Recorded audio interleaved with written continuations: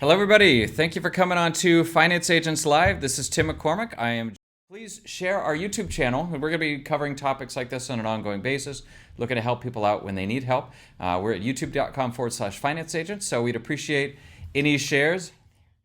Reginald Wiley, or Reggie, former disaster loan specialist, the SBA Disaster Assistance. Could you tell me your exact title and the title of the center, please? It's a disaster loan specialist. That was correct. Disaster loan specialist, and then the name of the location was the SBA Loan Processing Center in Dallas-Fort Worth, right? Yeah, that's correct. Okay, perfect, awesome. Thank you very much for coming on to the show today. How are you doing today? Getting the thumbs down. Doing great. Glad to be here. All right, awesome. We're glad to have you here. Good.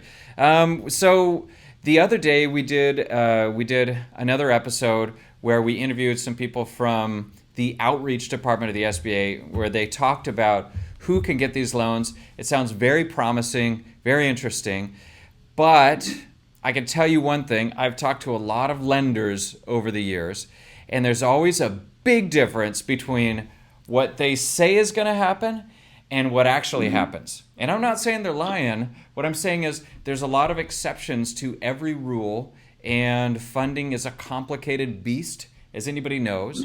And I'm really looking for you as the reality check for what we heard. I want to get into the specific detail, as specific as possible or is reasonable, for what does and does not qualify for an SBA disaster recovery loan. Okay. So we really appreciate you coming on and passing your expertise along to everybody else. You've processed how many, I mean, if you could guess, how many applications do you think you processed over the years? Oh, gosh. Around 1,500 maybe. 1,500. Okay, excellent. All right. And, that's awesome. So, okay, there's two main categories. From my understanding, there's two primary categories for the SBA disaster recovery loans. And correct me if I'm wrong. My understanding is you have homeowners that are looking for loans to help with problems on their house, or business owners who are in some broader way impacted by some natural event. Is that correct, or are there more classifications? That's correct. And it's also homeowners and renters also. And renters. You're probably way more homeowners than renters, right? Well, during the time that I was there processing Katrina, we had a lot of renters. Okay. So I did process loans for, and the renting aspect of it, that's only for personal property, not for the house that you were renting or the apartment, condo, or whatever. It was for personal property within the unit. And what kind of personal property was covered and what wasn't covered? Everything was covered. They had to provide us a list of the things that were lost. Jewelry? And jewelry, yes. Really? If they had proof that they owned the jewelry, and it wasn't a thing where, okay, you say you have it and you're going to get the money for it. You had to have some sort of proof for it, receipts, pictures, something. You had to have something to verify that you actually had this property. If you had pictures but no receipt, I imagine a lot of people probably lost a lot of their paperwork in Katrina as well. So that had to be a real hurdle, right? Oh, that was a major hurdle, because also yet the official buildings that held records were destroyed also. So right. Trying to get get deeds and other information to verify, what they put placed on the application, it was difficult at times. Right. Okay, so that makes sense. But let's get into, first of all, let's talk about credit. So when we were on with the SBA the other day, they didn't want to say an exact number, and I understand it's probably not a specific number. But from my experience, from kind of hearing what they said, I got the general idea of, say, 650 credit or better is something that's required for, or maybe the credit's worse now, but it was better before the incident happened or something. I don't know. Can you give us an idea on what sort of personal credit criteria you looked at to determine if someone could get help with their house or their rental property, or the property in the rental? I saw scores as low as 500. 500? Approved? Yes. Approved? Yes, I actually with that. Yeah. I mean, there was a lot of explanation that they had to give me depending on what it was. Now, things that would automatically disqualify you, non-paid child support, default on student loans, medical collections weren't that big of a deal, depending on the amount. You know, it foreclosure, or repo. I mean, those things could hurt you. It was a case-by-case basis. Now, everyone that had a 500 didn't get it. Right. It depends. It just depended on whether or not they could actually, provide documentation that, if they say it was collection, that it was paid off, or a payment plan. If they could provide the documentation, then we could consider the loan. So let's say just on a ballpark, out of 100 people that came in with a 550 score, how many of those do you think would end up getting approved? I'd go probably around 40%. Because normally if the score was low, it was a major reason why it was low. A lot of times, like I said, was, student loans was a big thing. Right. Defaulted on student loans. That was the big issue that prevented a lot of people from actually getting an approval. Okay. All right. Well, that's interesting. So that's on the credit side. And what about if somebody had a prior bankruptcy? No, that wasn't an issue. We wanted to know how long ago the bankruptcy was. If it was, 10 years ago, okay, no big deal. But normally, like I said, it was a case-by-case basis on whether or not, the loan was approved. And that, of course, that depended on the loan officer also. So. Right. What sort of format you said they had to provide a lot of explanations. So what sort of format would that come into? Are they writing out pages of explanations, or was it them communicating it to you and you would write it down, or third party? What sort of explanation? They would, I would be on the phone with them asking the questions about, okay, the student loans, when did they go into default? Why, what are you doing to try to rectify the situation? If the explanation seemed reasonable to me, I would put that in the notes. And of course, it still has to go to the underwriter to make a determination, but I would do my part to justify giving the person the loan. Because that was a big part of it. We had to write a pretty compelling justification for giving the loan. You had to write it. So there was, so really whoever your loan processor was had a pretty big impact on whether or not you got approved. Would you agree with that? Okay. So if you were able to create a personal connection with the person processing your loan, you're probably more likely for them to go the extra mile to write up a better review, and that had a big impact on success. You agree with that? Yes. Okay. Yeah, I agree with that. Okay. And were you working? You mentioned you're working directly with the client. Did you ever work with their CPA or other financial advisors? You were only allowed to talk to the client or the borrower themselves. Now, if they gave us permission, or it was a three-way call or something like that, and they couldn't convey what we were trying to get from them as far as documentation is concerned, then I would talk to the third party. Okay. But most of it was done through the actual potential borrower. Okay. Did you feel like within the organization, the general motivation was, let's see how we can help as many people as possible? Or was it more, let's pre-qualify and just give it to people that are good, right? Because there's two different directions. I'm saying besides you personally, but just within the SBA itself. Did there seem like a big push, let's get out as much money as possible, or let's be careful about who we give it to, which is obviously banks are much more careful? Mm-hmm. No, it was trying to help as many people as we possibly could. I mean, we went the extra mile to try to get them approved. And even if they were declined the first time, they could actually come back. If they provided more documentation or, actually paid something off. That was a collection of something, or got the credit to a level that, was better than it was before, we would look at it again. So the first decline was not final. Unless say you had the child support issues, right? Things of that nature. Yeah. Could they bring on a guarantor or someone else that maybe even wasn't in the disaster area, like a parent or sibling or something like that, to help them get their credit where it needs to be, or cash flow or something like that? I'm trying to remember. Those cases were rare that occurred. And like I said, most of these loans were on a case-by-case basis. It wasn't a blanket. Right. This is the way all of them are done. We had our standard operating procedure, but, there were little things that could be done to try to get the approval.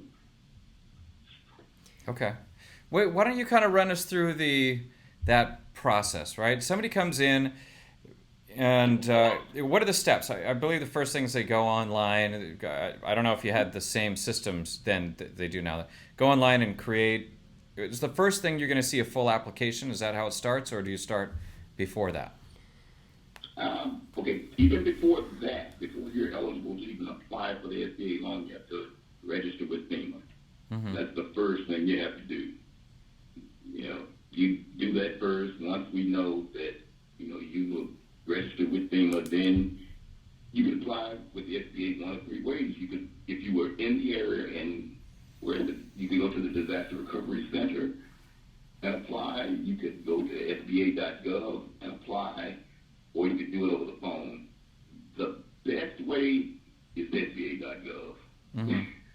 Okay. Because we get that application like as soon as you finish it. If they do it at the Disaster Recovery Center, that stuff still has to be mailed, overnighted back, and then go through the entire process before it gets to a loan officer. But like I said, if you do it online, it cuts some of that time down. Okay. All right, so it starts with you getting that initial application, and then the first step is what? You'll review it and contact the borrower? Yes, we contact them to let them know we received the application, what documentation we would need. We would go over what the loan limits were, and what else? There was one other thing that we did. That was pretty much it. We would, just give them the preliminary information and let them know that, if we needed anything else, of course, give them my contact information so that they could reach me, because I was going to be the one from start to finish. Okay. Processing the loan. All right, so we were told the other day that people had 60 days to apply from some sort of end point of the last day of the disaster. So if Harvey was raining for a full week, something like 60 days from the last day. They told us that there was some wiggle room on that up to 90 days, but after that point, there's pretty much nobody's getting in. Would you say you agree with those timelines, or was there a lot more flexibility? No, those are the same timelines as 60 days from the declaration date. When it's declared a disaster, then you have 60 days from that date to apply. Okay. Okay, good. So going through the steps, first of all was credit, and you told us something that was, as low as 500, or I can't imagine you saw anybody with a sub 500 credit score get approved, unless you did. No, we saw them, but they weren't approved. Right. Okay. Yeah, that's pretty low. So, all right. So we already learned something new on credit, and then the next step is personal cash flow. And why don't you kind of explain what are the things that you take into consideration when you're looking at cash flow? You take all of their debt. What about a rent payment? How many things do you include in that? The normal thing: rent, mortgage payment, car notes, utilities. We ran the whole gamut. Whatever your budget was, we basically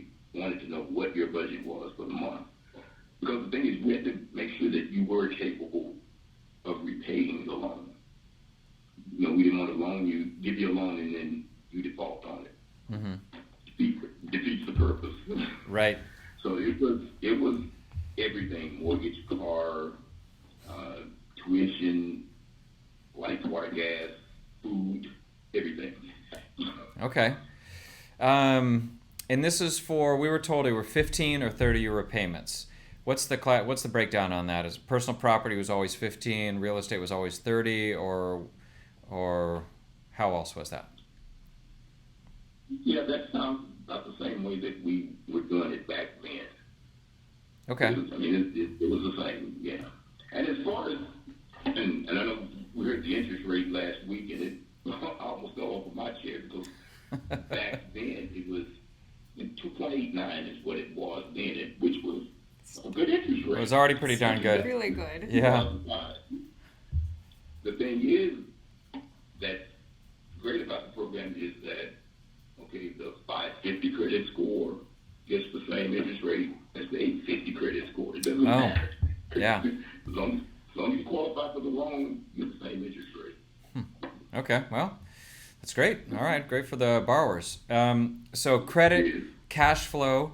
The next step is collateral. Are there any collateral requirements? I mean, obviously the house. Why don't you talk us through that? This is for a personal borrower.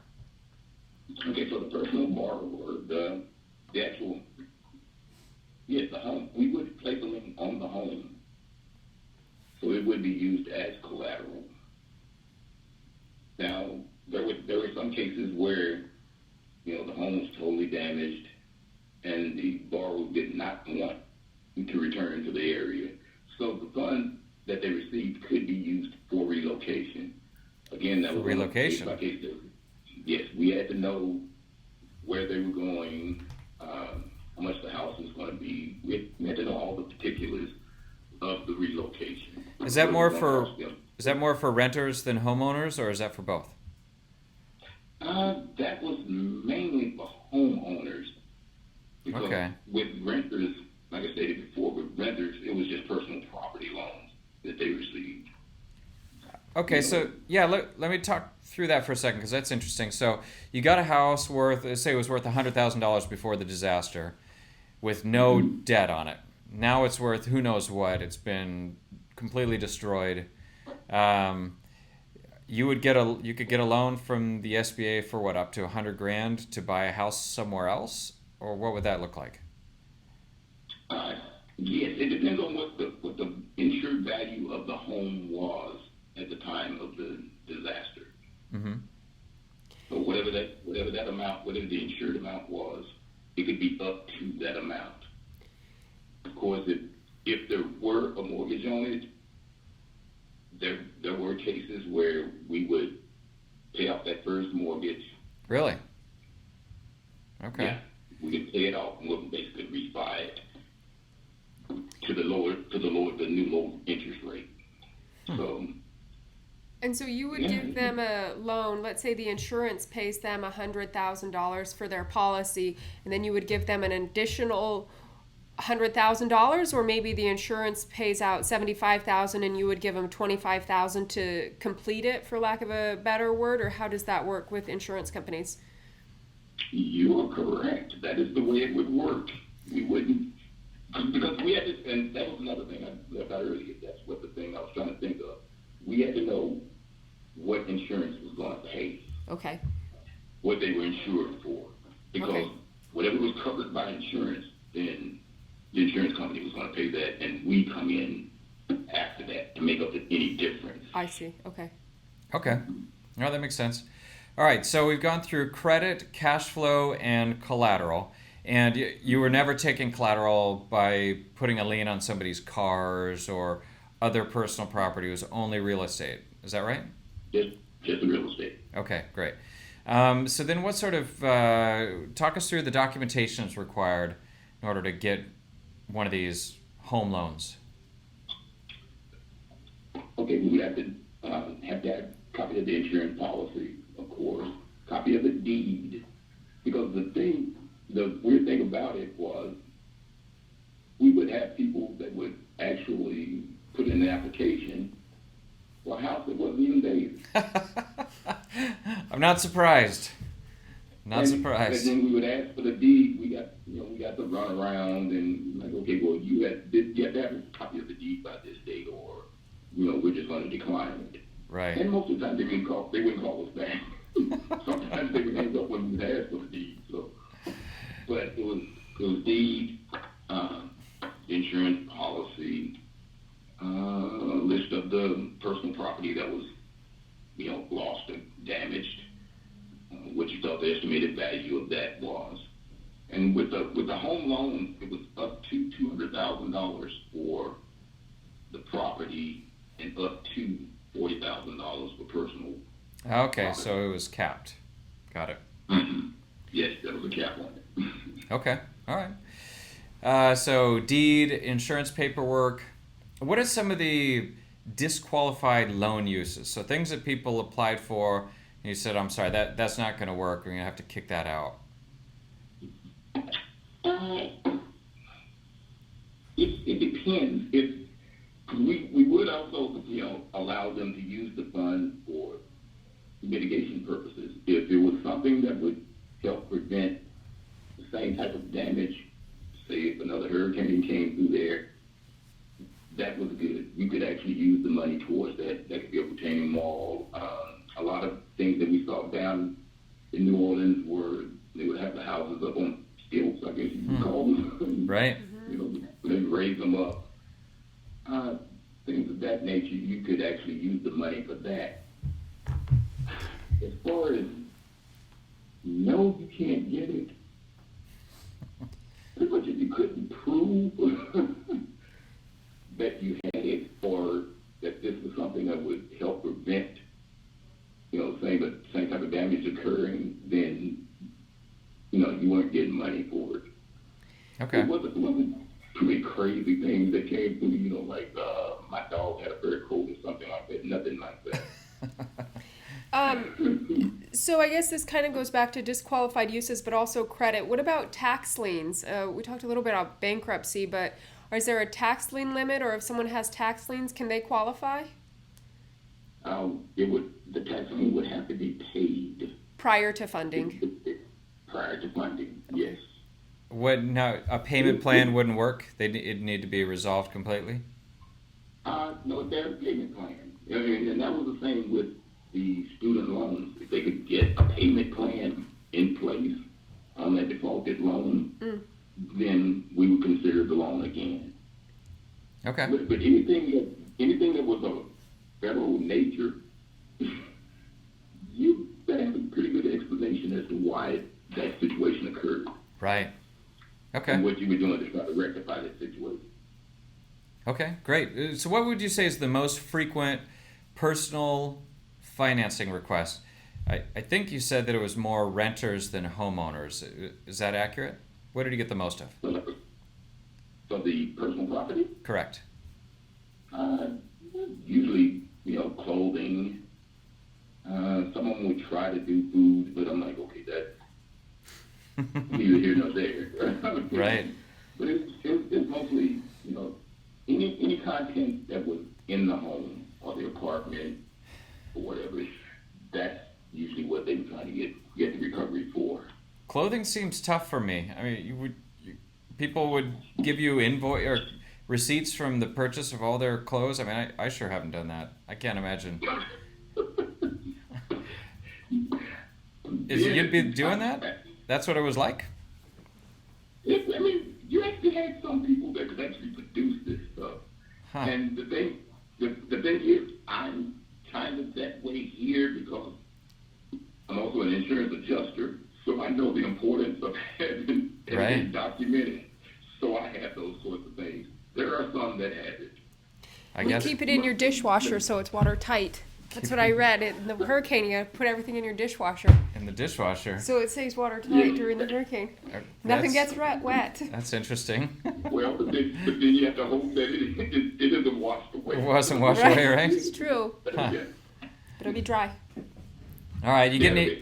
Yeah, I guess, as long as you don't accidentally turn it on or something. Wait, what's one of the weirdest things that so you didn't get any people looking for a fur coat for their dog? What's the weirdest request you can think of?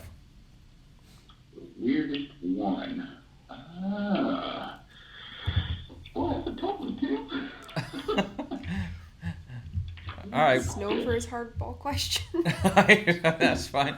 All right. Well, okay. So that's good. We can move on. We went through all the personal stuff. Now, when you get into business, I imagine it's going to be more complex, right? Because in personal, you've got people's houses, people's personal property, but businesses, there's a lot more complexity. So, the first question is business credit. Were you guys checking Paydex scores? Were you looking at business credit at all when people were applying for these loans? Yes, we were. And also the business owner, if they were to get a loan, they would have to personally guarantee it. So their credit had to be in shape too. Mm-hmm. Did it have to be in the same shape that we already talked about with personal, or was it now a different standard? No, it was the same because it was personal. It's just the fact that it was, they're the business owner, and we have to have someone to actually be responsible for the loan. Okay.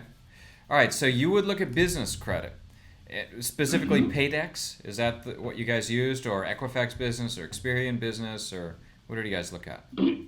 I believe it was Paydex. Okay. Mm-hmm. And by the way, on the personal side, were you pulling all three bureaus, or were you looking at one more than others? We pulled all three. Okay. Just as a mortgage company would do. Right. Okay. All right, so you look at the Paydex score. I mean, a target of 80, or are you just looking to see how far they might be behind on stuff? What would you be looking? What would you want to see? And if a business had no Paydex score, how much did that hurt them in the process of getting a business loan? It didn't hurt him. It didn't hurt him because that's really based on how long you've been in business, what accounts you have set up, whether or not you pay those accounts on time. Mm-hmm. So it really didn't hurt them. It was just they would just have to provide other documentation to help get the loan through. Okay, other documentation, just like proof of like articles of a good standing, or articles of incorporation, business utility bill. What other stuff would you look at for proof if they didn't have a Paydex set up? I'd say just any payment history that they had with their vendors. I mean, if we could get information from their vendors as to their credit worthiness, whether or not they paid their bills on time, how often were they late, things like that. And like I said, we could get around scores, mm-hmm. Right, in other ways, but that's usually it. We would just have to know what their payment history was. Okay. All right. So business credit was a relevant factor, but not the most important one. Business cash flow. So was business cash flow more important than credit? Yes, because we had to have profit and loss statements, balance sheets, bank statements, tax records. And my thing was, we would only request 1 year's taxes, but I would inform the people that I was dealing with that, if you can get me 3, it would help your case. Yeah. So I wanted more. I'd rather them give me more documentation than what the website might have told you, or whatever the loan documentation asked for, because it gives me more to work with. Right. Okay. If you had a down year, it wouldn't look. It doesn't favor you as much as if it was 2 good years and the one kind of down year. All right, but did they need to have? So they only needed to have 1 year's business tax return. If the business had only been around for a year, and it's July, so they haven't even filed their return yet because it's on extension, would you do everything off of P&L, or would they qualify at all? They would still qualify. I would use the P&L. What else? The listings of the assets and the depreciation schedule on those things. Because we could use all of that stuff because with business loans, collateral could be machinery, Mm-hmm. you know, whatever they had, whatever. It depends on what type of business it was. And it was a case of where with the business loans, we let them know up front, okay, we could ask you for additional information, additional documentation throughout this entire process. So they had to be ready to provide that stuff for us. Right. I have a quick question. Richard mentioned that there would be no hobby business. How are you defining a hobby business? Is that based on cash flow or annual gross revenues, or how does that work? I'm trying to remember if I even did any that I considered to be a hobby. Okay.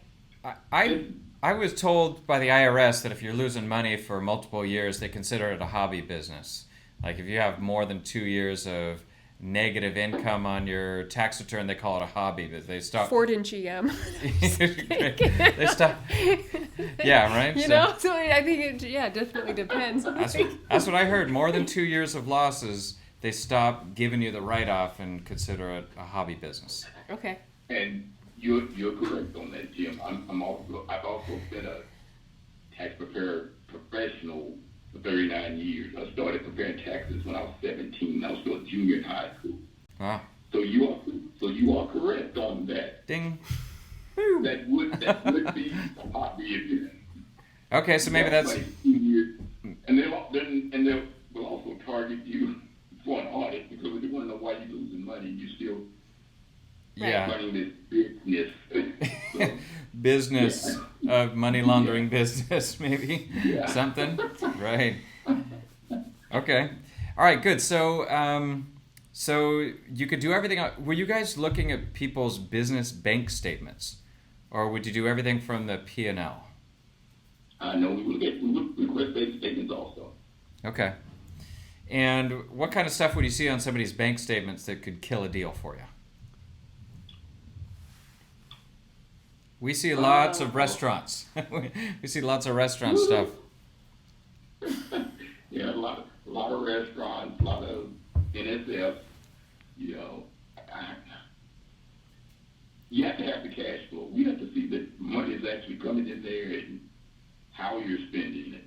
We want to know it all. Mm-hmm. All right, good. Is there a certain number of NSFs that would kill it? I mean, if you see 5 in a month, is that a lot? We have some lenders that'll do 5 in a month, no problem, and some that wouldn't even look at you twice if they heard you even had one. So, where did you guys come into that? No, I mean 5 in a month would be fine. What I would consider excessive. I mean, and some of these I would ask, you know, my supervisor, department head, okay, what do you think about this? If they were up around 15, somewhere around there, and everything else was, you know, great, then okay, we might can go ahead and get this one through without, you know, lingering on that NSF thing. But 5, I don't think 5 would hurt them. Okay. So what about industries? We know the normal SBA industry. There's a bunch of types of business that will immediately get disqualified from a traditional SBA loan. Do you guys have the exact same restricted industry list? I think, you know, gun stores, adult. What are some of the other ones on the SBA? Investment real estate, I think, would be common that you would see people want to get money for their investment real estate or their fix and flip property, I think is probably pretty common, or a church. Yeah, nonprofit. Now, nonprofits, we would be loans for nonprofits, so that wasn't an issue. Being a nonprofit church wouldn't prevent you from getting a loan. You could actually apply. Mm-hmm. What about some of the other ones? What about firearms? You see any gun stores come through? Not that I recall. Okay.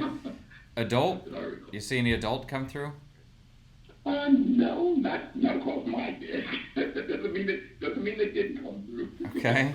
Well, you saw a lot of these. The brokering type activities, I feel, also are restricted, right? Like financial brokers. Yes. So they would would or would not qualify for a loan? Would not. Would not. And no. Okay. No. So it's probably the same restricted list, Pretty Except much. for the I'm sure it is. except for nonprofits, right? Okay. Yeah. So that brings me to my question. I don't know if this is a good segue for it, but if a merchant or a borrower already has an SBA for, let's say, $4 million, and I think they said the cap on this loan was $2 million, are they restricted to only $1 million, so they reach that $5 million cap, or can they get the full $2 million for rebuilding? No, it's whatever's left that'll get them to the cap is what Okay. they're eligible for. So this cap is still in place. Okay. Yes. Okay. And with that $2 million cap, businesses, that's for the property and then also economic injury. But the combined total of the two can't go over the cap of $2 million. Or So you $5 could million, have- if they already have an SBA Yeah, loan in if place. they already had one. Okay. Yes. Yes. Okay.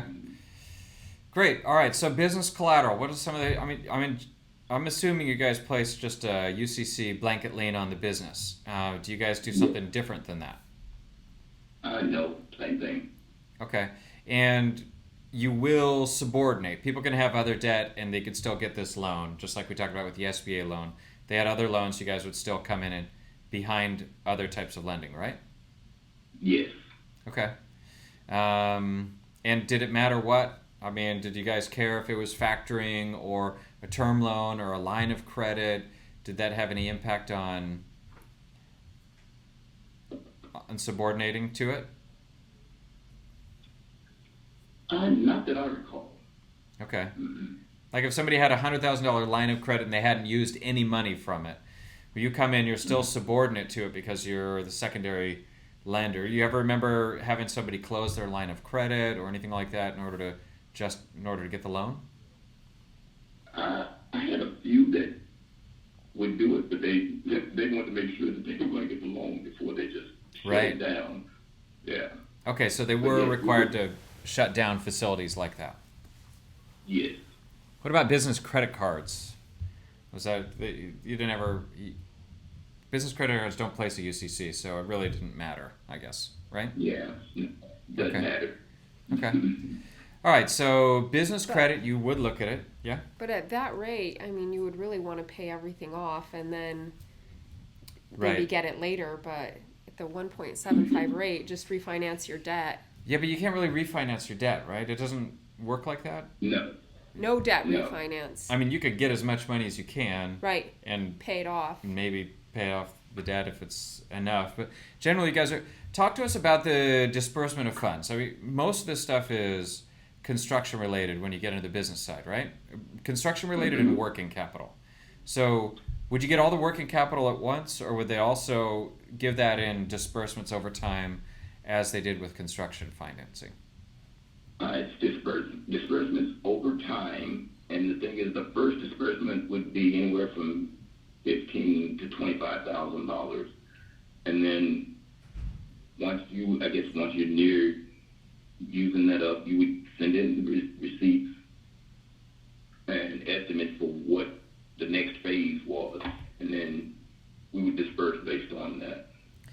Okay, so in theory, you could get approved for $100,000 in working capital, and you'd get maybe 15 to 20. And once you've used that and you provide all the receipts, you could get another 15 to 20, something like that. Yeah, but it was along those lines. And then how long could that process go for? Would there be more than 4 or 5 tranches? Could it be 20 tranches?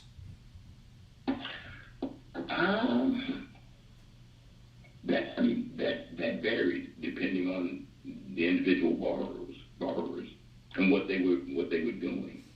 Mm-hmm. I mean, if everything could get done in 5 disbursements, that would be it. But sometimes go ahead. yeah, like how many disbursements did you typically see? Is 5 a normal number, or Yeah, 5 to 6, somewhere around there. 5 to 6?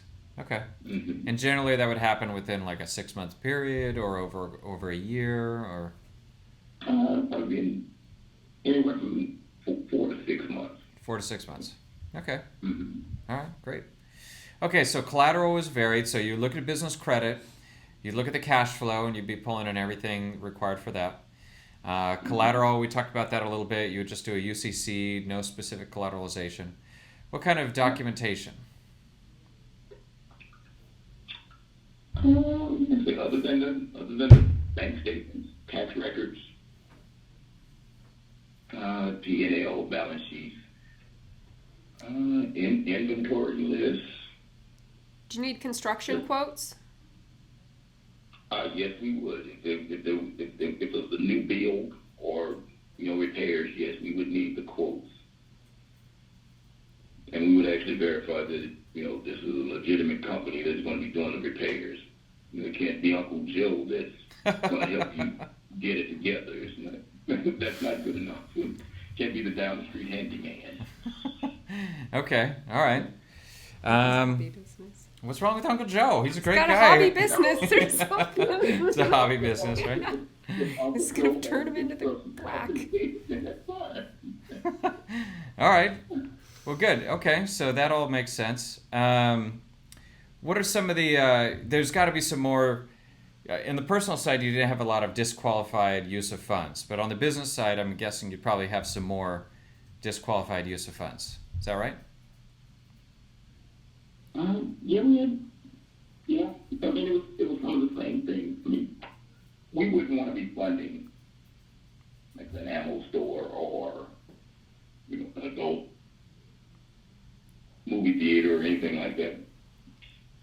It had to be really out there to be disqualified. I don't remember what the exact list was.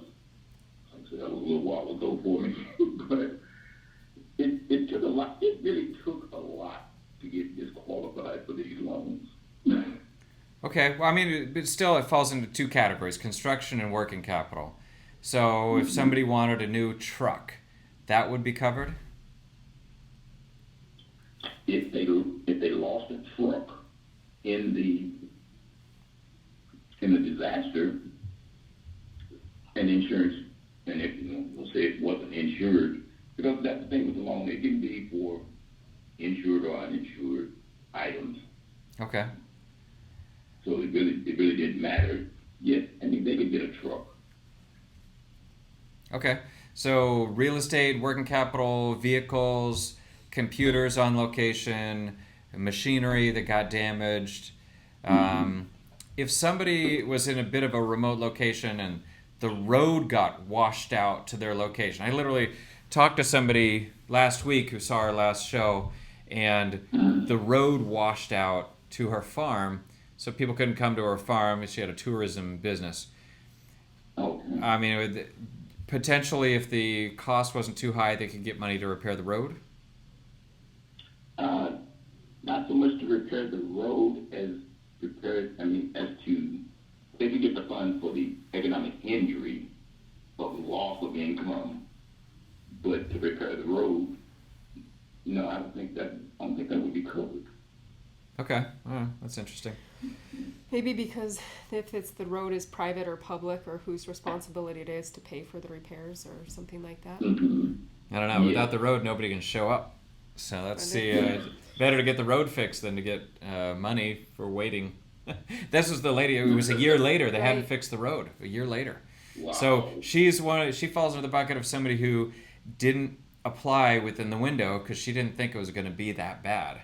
And now she's calling me a year later. Said, I wish I'd taken the loan when they had it. And she's looking for some way to repair the road because it really cut a hole in her business. Okay. And amazingly enough, I mean, we can approve a loan, and we've had people, I call them and say, you've been approved, this is the amount. And they say, I don't want it. I mean, it's their option. They're not obligated to take it. If they decide we don't want it, go. But me personally, I can understand why you would go through that entire process.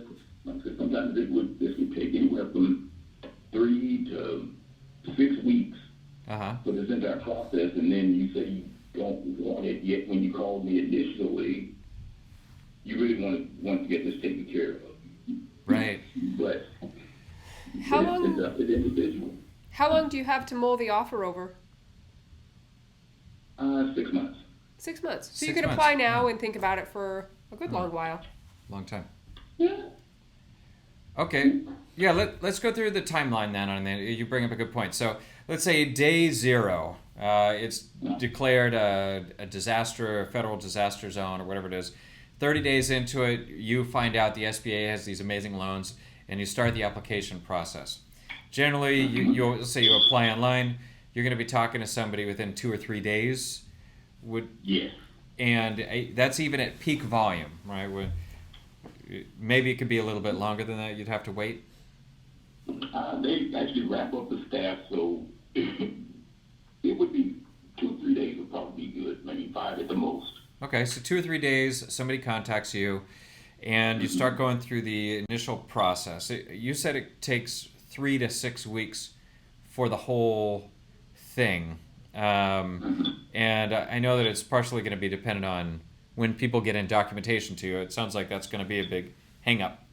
But if someone is somewhat diligent about getting documentation in, 4 weeks, is that a reasonable expectation for how long a loan can take, even right now when there's such a high volume of people applying? Does that sound right? Yeah, that sounds good. Like I said, they'd have to be very diligent about getting everything together. And we had people that were really organized, and actually, they had their stuff they had it saved. It was digital, so they knew. Okay, I don't know if this could happen, but I want my documents safe, so I would get stuff like that. They would actually have everything all lined up and was ready to go. Okay, good plan. So if you're not documenting, start documenting. Better than the dishwasher. Yeah. Better than the dishwasher idea. Actually, save it in the cloud, right? I highly recommend it.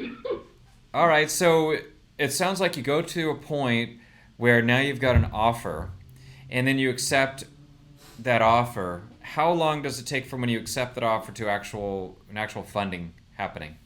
A week? A week to 10 days. A week to 10 days. Okay, so even if you sit on the offer, you can sit on it for 4 months and then hit go, and you got money in a week to 10 days. Yes. And first payment, do you have to put money down? It's about 45 days. When do you start making payments? No down payment. No, they changed it. When I was processing, there was no down payment. You didn't have to pay anything down. Uh-huh. Unless you just had this extra money and you wanted to pay Just it for down. the fun of it. That's That's what I do.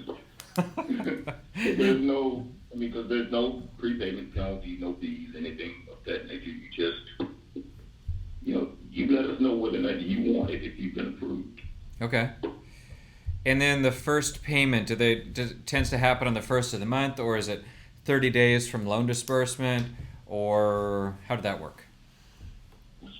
I believe then, like I said, unless some of these things have changed, it was 45 to 60 days. It depends on when in the month the approval came across. Mm-hmm. It was the first near the first of the month.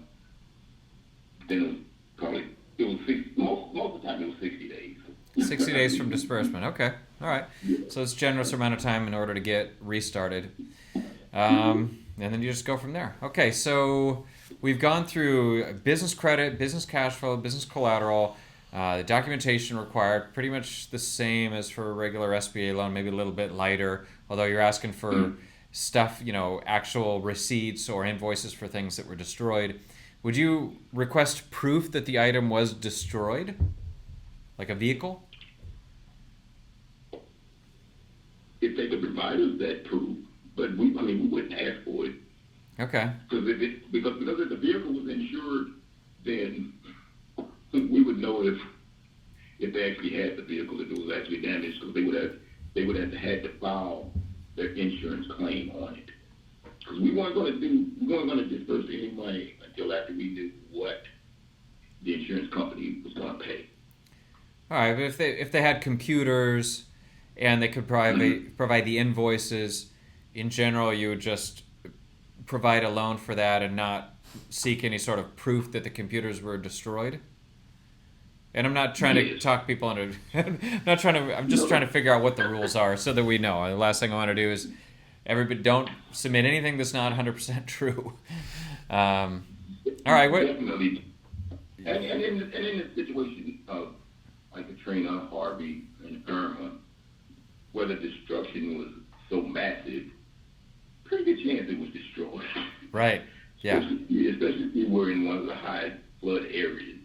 Right. Pretty good chances it was gone. So we wouldn't try to badger them too much. Okay. All right. Well, what sort of debt service ratio are you looking for there? Is it 1 to 1.25, or are you looking 1 to 1, or how do you look at that? Like 1 to 2.5. Okay. Most of the time, I mean, it wasn't. Debt ratio, it played a part, but it didn't play a huge part. Okay. Do you see any? With these loans, the thing is with the loan, if we could prove that you could prove that you had the ability to repay, there's a good chance you're going to get the loan. If we looked at financials and we looked at your, pay stubs from your employer and all of that sort of thing, and we saw what, the decision that we came to, the dollar amount as a payment, if we could see where that could get into your budget and not, cause you to go into default, we could approve that loan. Okay. Okay, but you generally wouldn't help them pay off other debt that was eating up all their cash flow in order to get them a better situation. That generally is not what you guys would do, right? No, that was their responsibility. Right. Okay. All right. Well, do you see any differences between Katrina or Harvey or Irma, or what do you see as the difference, or it's all kind of the same? The disaster, it doesn't matter if it's a fire or a flood or anything like that? I did a few fire type loans. They weren't as bad as Katrina, and from what I've seen of Harvey and Irma. Like I said, they actually called me and asked me if I wanted to come back to work. I'm like, yeah, I don't think so. He said that. He's hiring. He's ready for you. Yeah, they're looking for sure. They said so. I'm like, I don't think so. I can do without 12-hour days, 7 days a week, having a day off every 3 weeks. I'll pass on that. Wow. It's pretty intense. So it really is that intense. When did you last work there? 2010. 2010. Okay. 2010. Okay. Yeah, and that was I left there and went to the FDIC. So. Okay. All right. A lot easier. Good. All right. Well, I think that covers everything for what it's actually ended up going longer than I was expecting. I really appreciate the information you gave us. It was excellent. I'm sure a lot of people will be able to know now whether or not they qualify, and we'll go from there. So thank you very much for coming on. We appreciate the time. All right, and I appreciate the opportunity. You bet. All right. Thank you. Excellent. Thank you very much. And everybody out there, thank you so much for coming on. If you enjoy what we're talking about or you appreciate the information, we ask you to subscribe, tell everybody about it, and send us your comments or topics if there's a topic that you would like us to cover. We're out there looking for people to talk to in order to give you what you need in order to get out there and get funding to as many people as possible, or get funding if you need help. So thanks for coming on. Thank you for Rhoda for being the co-host, and we look forward to doing a lot more deals together. Talk to you soon.